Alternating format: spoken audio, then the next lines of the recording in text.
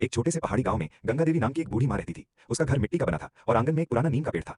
कभी इस घर में हंसी खुशी गूंजती थी, लेकिन अब वहां सिर्फ खामोशी थी। उसका बेटा कई साल पहले शहर चला गया था और फिर कभी वापस नहीं आया। गंगा देवी हर दिन उसी रास्ते को देखती जहां से उसका बेटा गया था। एक दिन जब वो जंगल में लकड़ियां बटोरने गई, उसे झाड़ियों के पीछे से हल्की सी आवाज सुनाई दी। वो धीरे धीरे आगे बढ़ी तो उसने देखा एक छोटा सा पांडा का बच्चा कांपते हुए बैठा था। वो बहुत कमजोर लग रहा था, जैसे कई दिनों से भूखा हो। गंगा देवी का दिल पसीज गया। उसने अपने थैले से सूखी रोटी निकाली और उसके सामने रख दी।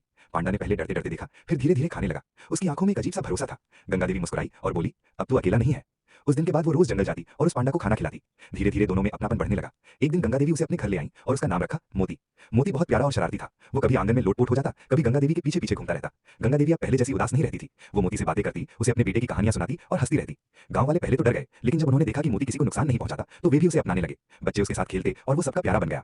एक दिन गांव में खबर फैली कि कुछ शिकारी जंगल में आए हैं। वे पांडा को पकड़कर बेचने की योजना बना रहे हैं। ये सुनकर गंगा देवी के पैरों तले जमीन खिसक गई। उसने मोती को गले लगाते हुए कहा, मैं तुझे किसी को नहीं दूंगी।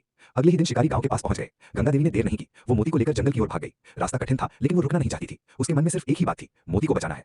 जंगल में अचानक तेज बारिश शुरू हो गई। जमीन फिसलने लगी और गंगा देवी बहुत थक गई।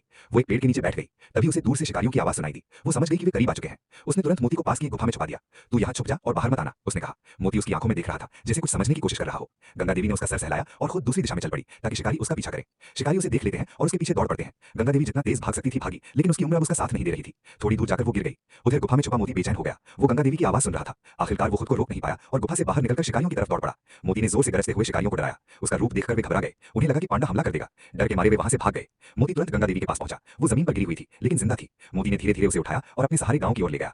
गांव वाले जब ये देखा तो वे दौड़कर आए और गंगा देवी को घर ले गए। कुछ दिनों तक उसकी देखभाल की गई। धीरे धीरे वो ठीक हो गई। इस घटना के बाद गांव वालों की सोच बदल गई। अब वे मोती को सिर्फ एक जानवर नहीं, बल्कि परिवार का हिस्सा मानने लगे। गंगा देवी अब फिर से अकेली नहीं थी। उसके पास मोती था, उसका सच्चा साथी, उसका अपना। समय के साथ गंगा देवी के चेहरे पर फिर से मुस्कान लौट आई। हर सुबह वो मोती के साथ आंगन में बैठती, सूरज की किरणों को देखती और मन ही मन भगवान को धन्यवाद देती। अब उसका घर फिर से जीवित हो गया था, हंसी, प्यार और अपनेपन से।